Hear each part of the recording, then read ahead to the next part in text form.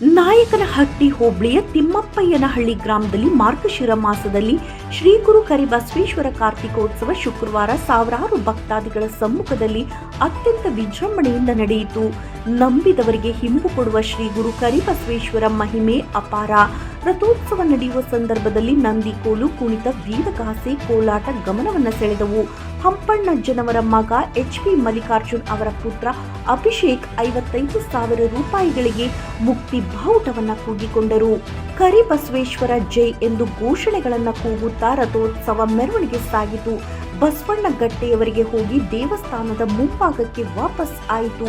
ರಥ ಸಾಗುವಾಗ ಹರಿಕೆಯನ್ನ ಹೊತ್ತವರು ರಥದ ಮುಂಭಾಗದಲ್ಲಿ ಉರುಳು ಸೇವೆಯನ್ನ ಮಾಡಿದ್ರು.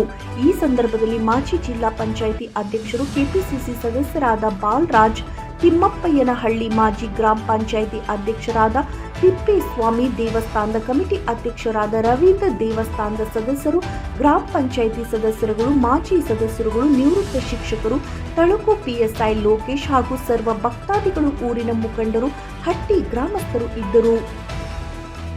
Harish, NKS TV4 Nayakanahatti.